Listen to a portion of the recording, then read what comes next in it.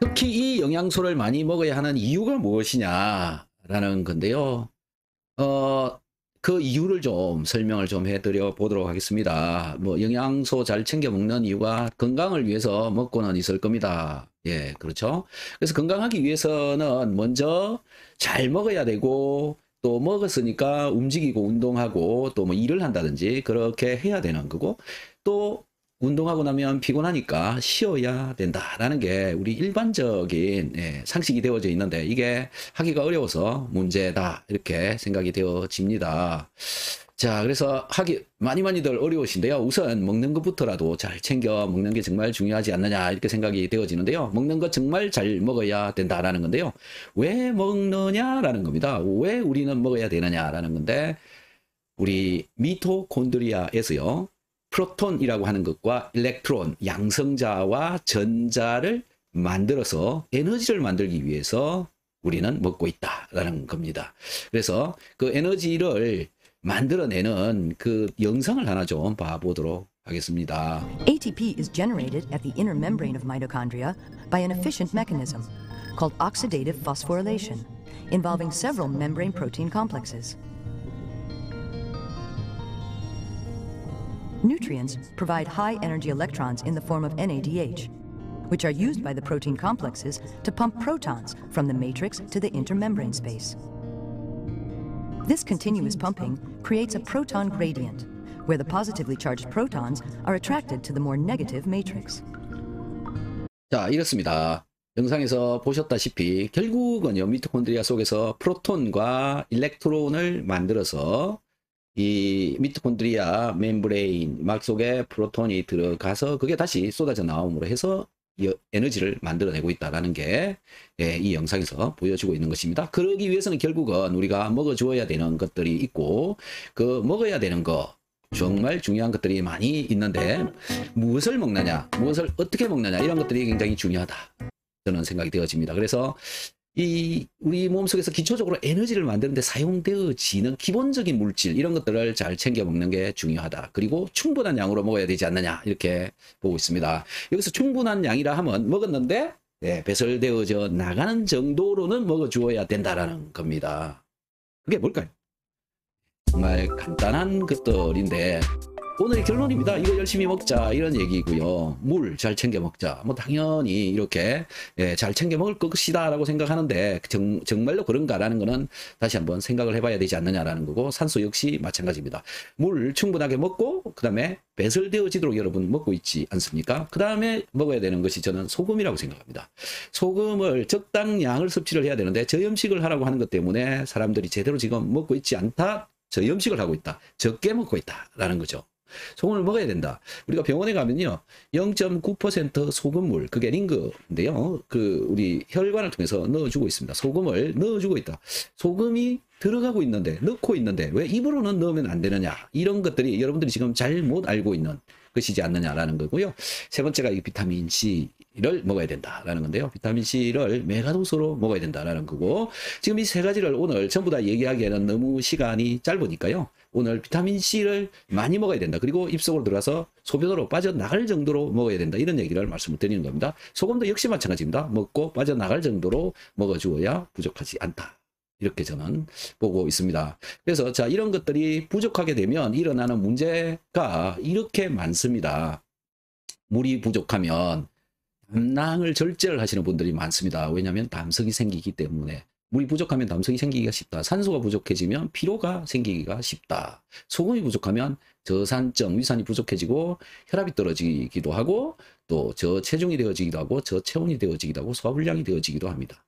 비타민C가 부족하면 여러 가지 문제가 발생하고 있는데, 이광재 교수님께서는 돌연사를 일으키는 원인이 될 가능성이 굉장히 높다, 이렇게 이야기를 하시고 계십니다. 자, 여기서 오늘 비타민C에 관한 이야기를 할 것인데요. 너무 많이 먹으면 문제가 발생하지 않느냐, 이런 고민을 또 하시는 분들도 있을 겁니다. 그런데 많이 먹으면 소변으로 빠져나가기 때문에 별 문제는 발생하지 않는다. 그 다음에 어떻게 내가 충분히 먹고 있는지, 부족한지 알아내느냐라는 건데요. 혈중 농도를 검사를 해보면 일단 알 수는 있는데, 이건 혈액 속에 들어있는 양만 얼마나 있는지를 알 수 있는 것이고요. 조직과 세포 간질에게는 얼마나 있는지 잘 알아내기가 어렵다 이렇게 되어져 있죠. 그렇기 때문에 충분하게 먹고 배설되어지는 양으로 먹어주는 것이 도움이 되어질 것이다 이렇게 봅니다. 그래서 정말로 부족하게 먹고 있는지 이런 것들을 한번 조사를 좀 해보았는데요. 권장량은 하루에 100mg 정도 먹어라 라고 이렇게 되어져 있거든요.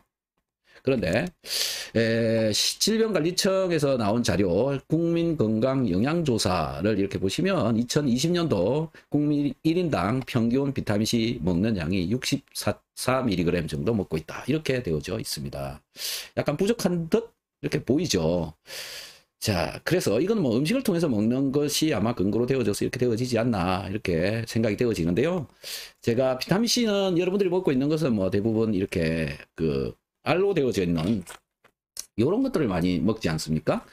네, 그래서 이 비타민C는 이제 주로 수입이 되어져 온 원료를 가지고 만들게 되어져 있는데 이 최근 1년 동안 네, 여기가 2022년 11월 30일까지의 데이터인데요. 수입되어진 이 비타민C의 양이 얼마나 되는지를 조사를 해보니까 3,172톤이 되더라라는 겁니다. 그런데 이 3,172톤을 국민 전 인구의 숫자로 나누어 보니까요. 1인당 하루에 168mg을 먹었다. 이렇게 지금 되어져 있습니다. 그런데 이런 것을 안 먹고 있는 사람이 굉장히 많을 거다라고 생각이 되어지거든요. 그래서 우리 국민의 약 20% 정도만 먹는다라고 볼 때 이 양을 1000만 명으로 이렇게 나누어 보니까요. 869mg을 1인당 하루에 먹고 있더라 이런 계산이 나옵니다. 즉 1000만 명 정도는 1일 1g 정도 1000mg 정도는 먹고 있지 않느냐 이렇게 되어지는데요. 자, 이런 정도의 양을 먹고 있는데 이것도 부족한지 안 부족한지는 검사를 해봐야 알 수 있는 정도다라는 거죠. 국민들의 혈중에는 비타민C가 얼마나 들어있는지 부족한지 안 부족한지 이런 것들을 좀 알아보았는데요. 혈중에 보통 정상적인 숫자가 5에서 15mg/L 정도 들어있으면 정상적이다 이렇게 보고 있습니다. 그래서 건강한 사람의 경우에는 뭐 항상 이런 정도의 농도를 유지를 하고 있는데 여러분들은 어떠신지 좀 궁금하군요. 자, 그래서 우리나라 데이터를 좀 찾기가 어려워서 독일의 사람들의 단편적인 사람들의 데이터만 가지고 좀 말씀을 드리면 혈중의 아스크로빈산의 농도가요. 요런 정도로 나왔습니다. 세미나에 참석한 환자 300명 중에서 조사를 했는데요. 그 중에서 188명을 비타민C가 얼마나 혈중에 들어있는지를 조사를 한 결과 평균적으로 혈중 비타민C 농도가 약 8mg 정도는 들어있더라. 참고의 범위가 5에서 15mg이니까 어느 정도 적당히 들어있는 숫자인데 이 중에 약 17% 정도가 비타민C가 부족한 사람도 있더라. 5mg/L 이하로 떨어지는 사람들도 있더라라는 겁니다. 그리고 잠재적으로 계열병 유발성 결핍이 일어날 수 있는 사람도 6명 정도가 있더라. 이렇게 부족한 사람들도 있더라라는 겁니다. 근데 이게 혹시 여러분들 중에서도 해당될 가능성이 있는 분들이 또 있기 때문에 좀 더 잘 챙겨 먹는 게 좋지 않느냐라는 겁니다. 그래서 저도 여러분들한테 비타민C를 좀 열심히 챙겨 먹어라, 드셔보셔라 라고 하는 그런 의미에서 비타민C 먹방을 오늘 좀 보여드리려고 그럽니다. 한 번에 5알 먹기를 좀 보여드리려고 그러는데요. 비타민C를 여러분 한 알 먹기가 겁나 하시는 분들도 굉장히 많고 2알도 그렇고 3알도 그렇고 4알도 그렇고 5알은 와 저걸 어떻게 먹어 이렇게 고민스럽거나 깜짝 놀라거나 그런 분들도 있을 수 있습니다. 저는 오늘 아침 식사를 하지 않았고요. 지금 시간이 1시입니다. 점심시간 1시 정도 됐는데요. 그러면 저는 지금 거의 2끼를 굶고 비타민C를 먹는 셈이 되니까 와 저거 먹으면 위장 속에 난리가 나는 거 아니냐 이렇게 생각하실 수 있겠죠. 절대 그렇지 않습니다. 자, 그럼 제가 이걸 먹고요. 여러분들 앞으로 10분 동안 지켜보시면 되지 않을까 생각이 되어집니다. 자, 5알입니다.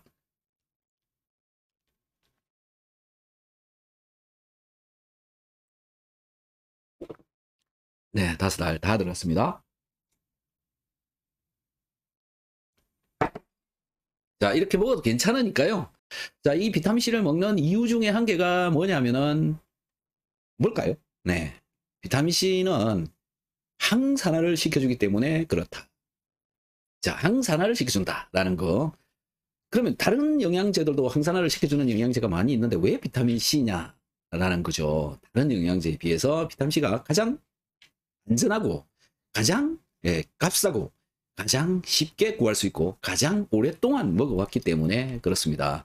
자, 비타민C는 어떻게 항산화를 시켜주느냐 우리 몸에서라는 건데요. 무엇이 항산화를 시켜주는데 이용이 되어지고 있느냐라는 겁니다. 비타민C는요, 옥수수 전분으로 주로 만들고 있고, 옥수수 전분을 분해를 해서 포도당으로 만든 뒤에 이것을 다시 미생물 처리를 해서 환원형 비타민C를 이렇게 만들어내게 됩니다. 우리가 먹고 있는 건 이 모양의 비타민C이고 이것의 화학 구조적 특징은 이중결합이 여기에 이렇게 들어있다라는 겁니다. 자, 이 이중결합 때문에 여기서 수소가 원래 붙어 있던 것이 잘 떨어져 나오기가 쉽고, 그래서 수소가 하나 떨어져 나오면 그 수소는 그 상태로 있기가 불안정하기 때문에 전자를 하나 버리게 되어진다. 그래서 이 수소 이온이 되어지고, 이 수소 이온이 프로톤이고, 그 다음에 이 떨어져 나온 전자가 일렉트론이 되어지는 거고, 비타민C를 먹게 되면 프로톤, 일렉트론 이런 것들이 떨어져 나온다. 이렇게 되어져 있고요. 이 떨어져 나온 이 일렉트론이 우리 항산화에 많이 이용이 되어지고 있다. 이렇게 저는 이해를 하고 있습니다. 자, 비타민C가 우리 혈중에 들어왔을 때, 예를 들어서 혈중의 pH가 약 7.4 정도라면 대부분의 비타민C는 이 구조를 가지고 존재를 하고 있다. 지금 이 상태로 되어져 있고요. 이게 또 다시 여기서 수소가 떨어져 나오고 전자가 공급이 되어지고 이렇게 해서 항산화를 하는데 이용이 되어진다. 그래서 정말 항산화를 시켜주는 것이냐 라는 것을 좀 보여드리기 위해서 제가 이런 사진들을 좀 준비를 했는데요. 아이오딘 용액인데 이 용액에 비타민C를 넣으면 이게 환원이 되어져 가지고 색깔이 없어져 버리는 이런 형태로 되어집니다. 그 화학식은 요 아래에 나타낸 이런 식에 의해서 되어지고요. 그래서 중학생들이 이런 실험을 많이 하고 있는데요. 그런 영상을 제가 하나 가지고 와서 여러분들한테 보여드립니다. 자, 이 아래가 아이오딘 용액이고 여기에다가 비타 500이라고 하는 저 비타민C를 저렇게 조금만 집어넣어도 색깔이 이렇게 변해버린다라는 겁니다. 즉 전자가 들어감으로 해서 환원을 시켜준다. 항산화를 시켜준다. 이런 기능들을 하는 거죠. 자, 비타민C만 이런 것을 하는 게 아니라 공기 중에 들어있는 마이너스 이온이라고 하는 거 여러분 들어보셨을 겁니다. 공기 중에 특히 산에 가면 나뭇잎으로부터 나오는 마이너스 이온이라고 하는 거, 그 다음에 폭포수 주변에 가면은 또 나오는 마이너스 이온. 이것도 결국은 전자에 해당이 되고, 이 전자는 우리의 혈액 속으로 들어감으로 인해서 뭉쳐진 적혈구를 분산시켜주는 그런 기능들이 있더라라는 겁니다. 그것에 대한 영상을 또 하나를 보여드리도록 하겠습니다. 자, 전자가 들어가면 항산화를 시켜주고 적혈구를 분산을 시켜준다. 이런 내용입니다. 바람이란 무엇인가? 그 속에 무엇이 숨어 있는가? 그 비밀을 술꾼들은 알고 있다. 뭐라 설명할 수는 없어도 물이 콸콸 흐르고 산들바람이 부는 곳에서는 술잔을 하염없이 비우게 된다는 것을. 서울에서 마시는 거 어떤 그 술량하고 여기 이렇게 산에서 마시는 거하고 차이가 많이 나는 것 같습니다. 한 3배 이상 나는 것 같습니다. 바람 속에 숨어있는 어떤 비밀스런 존재가 술꾼들을 이토록 과음하게 만드는 것일까? 그 비밀을 풀기 위해서 호리구치 병원을 찾았다. 시곡구 북단 다카마츠시에 있는 이 병원은 음이온, 즉 마이너스 이온으로 환자들을 치료하는 곳이다. 청정한 자연 속에 많이 떠돌아다니는 음이온을 기계적으로 발생시켜서 난치병을 치료하는 전문 병원인데, 당뇨병과 각종 암 치료에 음이온이 어떤 효력을 발생하는지 다양한 연구를 진행하고 있다. 우리는 쥐가 아니라 사람이 직접 나서기로 했는데, 오니시 노부이코 씨가 흔쾌히 나서주었다. 술과 고기를 즐기고 난 후에 혈액이 어떻게 변하는가? 마이너스 이온, 음이온은 그것을 어떻게 풀어주는가? 우리 눈으로 그것을 확인할 수 있다면 우리 조상들이 왜 냇가에서 술 드시는 것을 그토록 즐겼는지, 그리고 그 후손들이 지금도 물가에 앉아 고기를 구우면서 과음해도 좋다고 생각하는지, 그 비밀이 속 시원하게 풀릴 것이다. 오니시 씨는 그렇게 많이 마시고 먹지 않은 상태였다. 고기를 10저름이나 먹었을까? 그리고 맥주는 3잔밖에 마시지 않았기 때문에 그 정도로는 무슨 변화가 나타날까? 취재팀은 모두 그렇게 생각하고 있었다. 그런데 결과는 생각보다 매우 끔찍한 것이었다.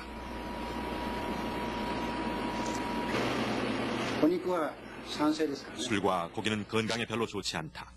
수도 없이 들어온 이야기지만 모니터에 나타난 적혈구의 상태가 끈적끈적하게 서로 달라붙어서 소위 말하는 떡처럼 엉켜 있었던 것이다. 그럼 정상 상태는 어떤 모습일까? 오니시 씨에게 20분이 주어졌다. 그는 엉켜붙은 적혈구들을 위해서 짧은 시간 병원의 인공코코 곁에 앉아 있었을 뿐이다. 미리 설치해둔 음이온 측정기로 공기 중에 음이온이 얼마나 분포되어 있는지 살펴보았더니 1立方cm당 10,000개가 조금 넘는 수치였는데 이 정도면 매우 양호한 상태라고 한다.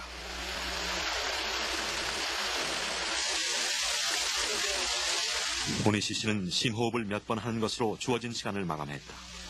저 짧은 시간에 무슨 변화가 일어났겠는가. 그러나 술과 고기를 먹고 났을 때보다 이번 결과가 더 놀라웠다. 단 20분간의 휴식으로 오니시의 적혈구들은 생생하게 되살아났던 것이다. 포도송이처럼 싱싱한 적혈구와 떡이 돼버린 적혈구. 술과 고기는 모두 산성식품이라 체내에서 활성산소, 즉 양이온으로 변해 피를 엉키게 했던 것이고 이 상태를 혈액이 산화됐다고 한다. 폭포 곁에서 맑은 공기를 들이마실 때 오니시 씨의 혈액 속에는 다량의 음이온이 들어가 적혈구를 제 모습으로 돌려주었던 것이다. まず活性酸素を消去するためにはですね、マイナスイオン以外にはないというふうに私は考えてますね。活性酸素を消去するものは電子なんですね。 자, 여기서 마이너스 이온이다라고 이야기하는 게 전자를 의미한다라고 저는 생각하고 있습니다. 그래서 이 도식의 그림에서 보시는 바와 같이 적혈구는 원래 이렇게 잘 분산되어져 있어야 되는데 활성산소 때문에 응집이 되어진다. 이래서 응집되어지는 것을 막기 위해서 여기에다 또 전자를 넣어주게 되면 다시 분산되어진다. 라고 저는 생각을 하고 있습니다. 자, 그래서 이런 적혈구를 잘 분산을 시키기 위해서 우리가 먹어주어야 되는 것 중에 한 가지, 발생되어지는 활성산소를 없애고 우리가 먹어주어야 되는 것. 그리고 이 먹어야 되는 것을 얼마나 먹으면 되느냐라는 건데, 이건 발생되어지는 활성산소의 양 또는 몸의 상태, 기타 여러 가지가 관여되어져서 먹어야 되는 양이 결정되어진다라고 생각이 되어집니다. 자, 우리 몸에서 활성산소가 발생되어지는 그 기전이라고 하는 것을 영상으로 이렇게 보여드려 보도록 우리가 섭취한 음식물은 혈관을 타고 세포로 흡수되는데 세포 안의 미토콘드리아에서 산소와 결합해 ATP라는 생체 에너지로 전환된다. 이때 약 5% 정도의 산소가 활성산소로 변하는데 과다할 경우 우리 몸을 공격하고 세포를 손상시키는 것이다. 서울대 일반 자, 그런데 이런 활성산소, 발생되어지는 활성산소 이야기는 여러분들 굉장히 많이 들어보셨을 겁니다. 그런데 이 활성산소가 도대체 무엇이냐, 어떻게 생긴 놈이냐, 이런 것들에 좀 흥미가 저는 있습니다. 그래서 활성산소가 도대체 어떤 놈이냐 제가 좀 찾아봤는데요. 분자 모델로는 이런 모양을 가지고 있습니다. 슈퍼 옥사이드 라디칼, 이렇게 이름 붙여지기도 하고, 가산화수소에서도 활성산소가 만들어져 나오고, 하이드록시 라디칼, OH죠. 일중앙산소, 이런 모양들을 가지고 있는 것들이 활성산소다라는 건데, 그럼 정상적인 산소는 어떻게 생긴 놈이냐라는 건데요. 이렇게 생겼다. 자, 그래서 여기에서 이제 뭐 전자 배치를 가지고 구분을 해보는 게 가장 쉽지 않을까 이렇게 생각이 되어지는데요. 여기 전자가 스핀 방향이 정해져 있는데요. 요거를 한번 좀 봐보도록 하겠습니다. 자, 슈퍼 옥사이드 라디칼이라고 하는 것은 여기에 보면 파이스타 2p 오비탈의 전자가 고립전자로 되어져 한 개가 이렇게 들어있죠. 그 다음에 하이드록시 라디칼, 이것도 전자가 한쪽 방향으로 이렇게 향하고 있습니다. 요게 이제 이 일반적인 산소와의 차이점이다라는 거고요. 또 이 산소가 그 햇빛을 받아가지고 자외선에 의해서 파괴가 되어지면 만들어지는 거죠. 오존이 만들어지기도 하고 또 오존으로부터 떨어져 나왔을 때 또 생긴 것들. 싱글렛 옥시겐이라고 이것도 활성산소의 일종인데 두 개의 전자가 들어있기는 하나 방향이 요건 지금 위쪽 요건 아래쪽 서로 반대 방향을 향하고 있다. 하지만 일반적인 산소의 경우에는 이와 같이 한쪽 방향으로 향하고 있다. 돌고 있다라는 게 차이가 있다. 그래서 좀 정리해서 살펴보면 이렇습니다. 자, 일반적인 산소는 파이스타 2p 오비탈에 들어있는 이 전자가 한쪽 방향으로 이 두 개가 한쪽 방향을 향하고 있는데 일중앙 산소나 그 다음에 슈퍼 옥사이드나 이런 것들은 서로 다른 방향을 향하고 있다. 여기도 서로 다른 방향을 향하고 있고 여기도 서로 다른 방향을 향하고 있는데 또 한 개가 있는데 여기 부족한 상태가 되어져 있죠. 이래서 전자가 들어오기가 쉬워진다. 결합이 잘 되어진다. 라는 것 때문에 반응성이 높은 활성산소가 되어지지 않느냐. 이렇게 추정을 하고 있습니다. 그래서 이렇게 많이 활성산소가 발생되어지니까 이런 것을 제거를 해야 되는데 제거를 하지 않으면 DNA가 파괴가 되어진다라고 할 정도로 많은 반응들이 우리 몸속에는 일어나고 있다. 그래서 그 영상을 제가 하나 좀 보여드리도록. 이게 활성산소입니다. 그리고 DNA의 염기에 들어오게 되면 저 염기를 파괴를 시켜서 자, 그러니까 비타민C를 열심히 먹어야 되는데 도대체 얼마나 먹어야 될지 어떻게 결정을 해야 될지 이런 것들이 이제 궁금해지는데요. 일반적으로 사람의 몸속에서는 비타민C가 만들어져 나오지 않지만 동물의 몸속에서는 비타민C가 이렇게 많이 생산되어지고 있다. 생쥐의 경우에 하루에 19g 정도. 그 다음에 토끼의 경우에 15g. 염소의 경우에 13g. 이런 정도로 많이 만들고 있다. 사람은 하나도 안 만든다. 라는 거죠. 그리고 사람의 이 조직과 장기에도요, 특히 뇌, 하, 수체에 성인의 경우에 몸무게 1kg당 770mg 정도 들어있다. 부신에서 400mg 정도 들어있다. 다른 데보다 특히 여기 많이 들어있는 이유는 많이 사용하기 때문에 그렇다. 백혈구에도 350mg 이렇게 들어있다라는 건데요. 좀 한번 비교를 해 보겠습니다. 자, 우리 혈중의 플라즈마에는 농도가 7에서 10mg 정도 항상 유지가 되어져 있는데 뇌에서는요 352mg에서 1760mg, 부신에서도 역시 마찬가지입니다. 이렇게 높은 농도로 존재하고 있다. 간에서도 좀 높죠. 자, 이런 조직에 장기에 많이 들어있는 이유가 뭐냐? 많이 사용을 한다라는 거고요. 혈중에서보다 더 많이 들어있습니다. 자, 그래서 우리가 먹을 경우에 그러면 어떻게 되느냐? 농도가 잘 만들어지느냐? 얼마를 먹어야 되느냐? 제가 계산을 좀 해봤는데요. 비타민C를 하루에 5000mg을 섭취를 할 경우에 이게 그대로 혈액 5리터에 들어가서 100% 다 들어가 버린다. 이게 먹는 경우에 다 흡수되어졌을 때의 이야기입니다. 그런 경우에 5000mg 정도가 되는데 100% 흡수되는 일은 거의 없고요. 한 20-30% 정도 흡수된다고 보시면 됩니다. 그래서 10%가 흡수되어질 때는 100mg 정도가 혈중에 돌아다닐 수 있다. 그리고 이것도 반응하지 않고 그대로 있어야 이 농도를 유지를 할 수가 있다라는 거죠. 근데 조직에서 갖다 쓰죠. 근데 하물며 1000mg 정도밖에 안 먹고 있다면 10% 흡수되어졌을 때 20mg 정도를 유지하는 것이 가능한데 이것도 조직에서 갖다 쓰기 때문에 이 정도로 유지하기가 상당히 어렵다.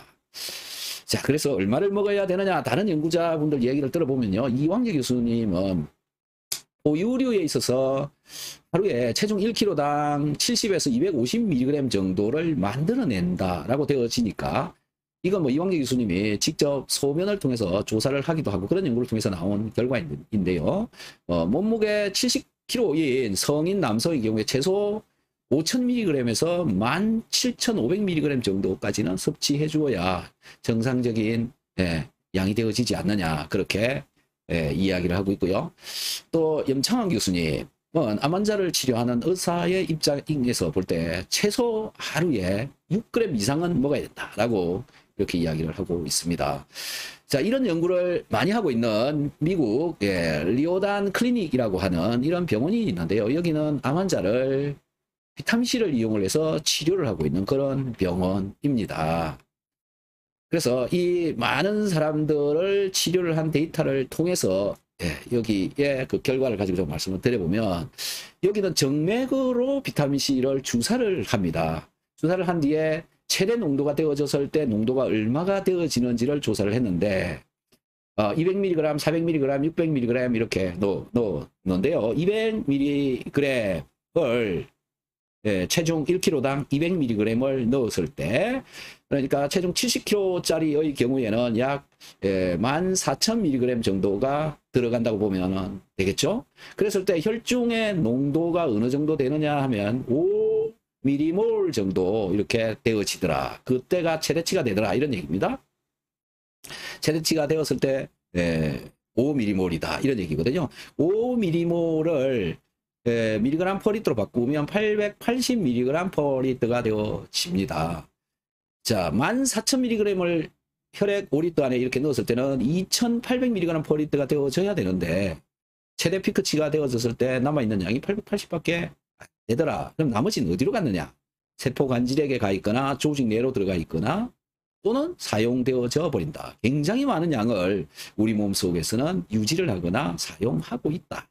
자, 이건 다 암 환자에 해당되는 겁니다. 자, 암 환자에 이렇게 많은 양을 넣어도 사라져 버린다 라는 것처럼 우리 일반적인 사람들도 많은 비타민C를 소모를 하고 있지 않느냐. 그래서 이 암 환자에 투여하는 양은요, 보통 뭐 25g, 50g, 75g, 100g 이런 정도로 많은 양을 투여를 하고 있습니다.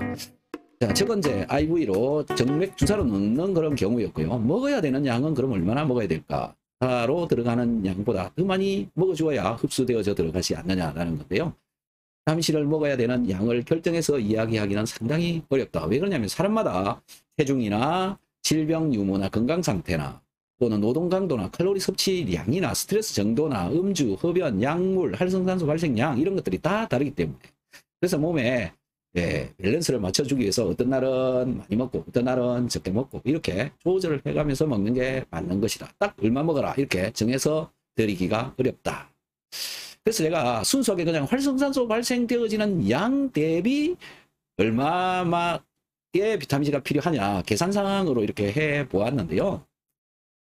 자, 비타민C 1g, 혈액의 pH 7.4일 경우에 전자의 숫자를 이렇게 계산을 해보니까 이런 정도 나옵니다. 이 계산은 아래 이렇게 보시면 되고요.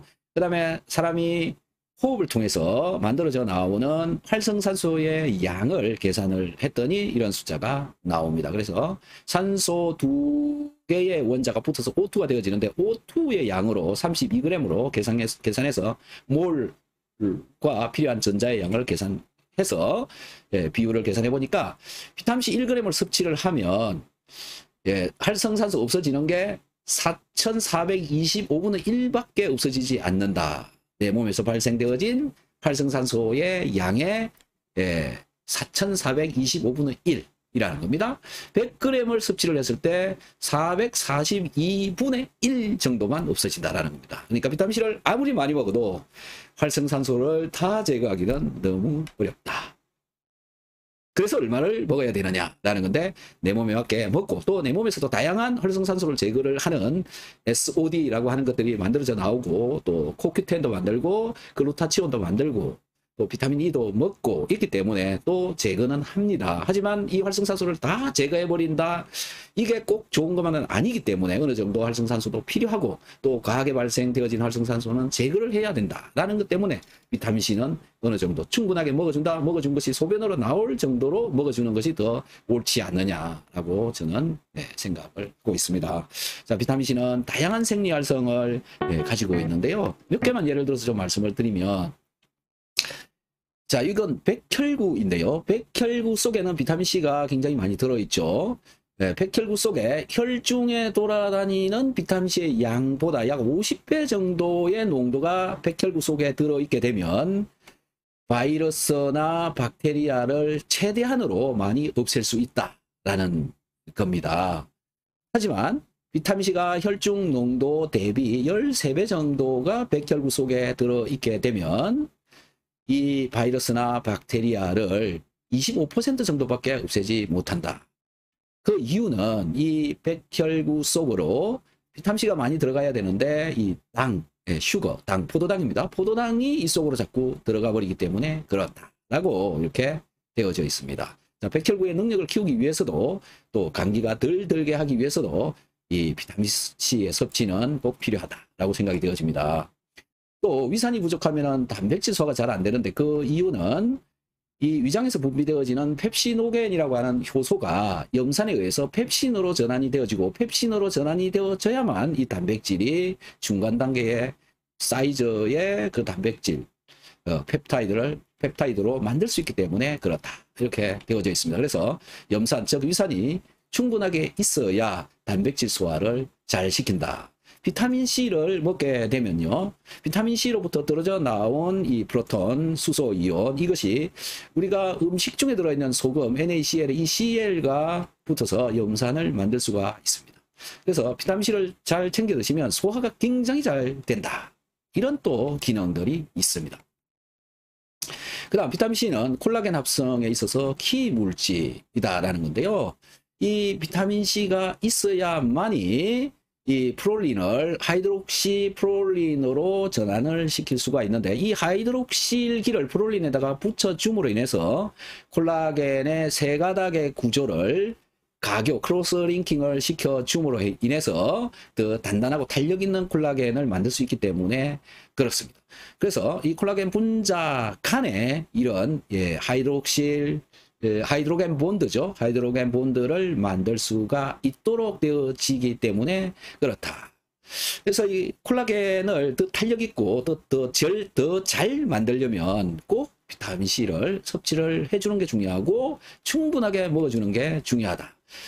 또 혈액 중에서 적혈구 속에 철이 들어있잖아요. 이 철이 플러스 이가로 환원이 되어져야 산소를 잘 결합을 시킬 수가 있는데 비타민C를 섭취를 해주면 비타민C로부터 빠져나온 전자가 이 철 플러스 3가를 환원시켜 줌으로 인해서 산소를 훨씬 더 잘 붙이고 이걸 통해서 산소 공급을 잘 시킬 수가 있다. 산소 공급이 잘 되어지니까 피곤한 것을 줄여줄 수가 있다. 그래서 비타민C를 열심히 챙겨 드셔보시면요. 제일 빨리 느낄 수 있는 게 피곤함이 줄어든다. 그래서 혹시나 뭐 나는 왜 이렇게 피곤할까 이러신 분들 비타민C 열심히 한번 챙겨 드셔 보시기 바랍니다. 또 아미노산으로부터 에피네프린, 아드레날린을 만들어내는 이 과정에서도요 비타민C가 이렇게 관여되어져서 도파민을 잘 만들 수 있고 비타민C를 잘 챙겨 먹으면 도파민이 잘 만들어져 나오기 때문에 우울증, 불안함 이런 것을 많이 해결을 할 수가 있습니다. 여기 보시면은 도파민의 경우에 운동, 동기부여, 뇌하수체, 호르몬 조절 이런 다양한 기능들을 하는데 부족하면 문제가 많이 생기죠. 그 다음에 또 이 도파민으로부터 결국 에피네프린, 아드레날린이라고도 하죠. 이런 것들을 만들어내는 이런 과정에 비타민C가 이렇게 계속 관여되어져 있기 때문에 비타민C는 굉장히 중요한 물질 중에 한 개다. 열심히 챙겨 드셔 보시는 것이 좋지 않을까 이렇게 생각이 되어집니다. 자, 오늘 요약을 좀 해보면요. 비타민C는 활성산소를 제거하는 저렴한 항산화제이다라는 것이고요. 활성산소가 일반적인 산소에 비해서 반응성이 큰 이유는 전자 스핀 방향과 연관성을 가지고 있지 않느냐 이렇게 추정을 합니다. 비타민C 최대 섭취량은 사람마다 다르기 때문에 내 몸에 맞게 늘려서 먹어보기도 하고 줄여서 먹어보기도 하고 하시면 알 수가 있습니다.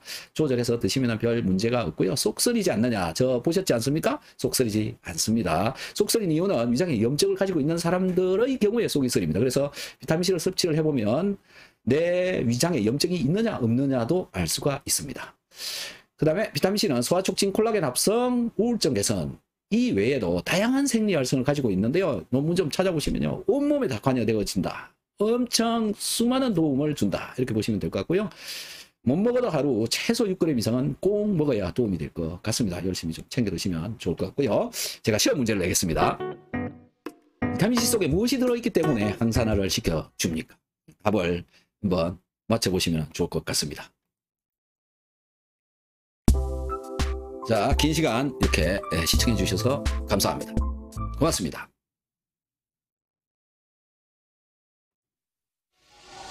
You are still in my mind. truth.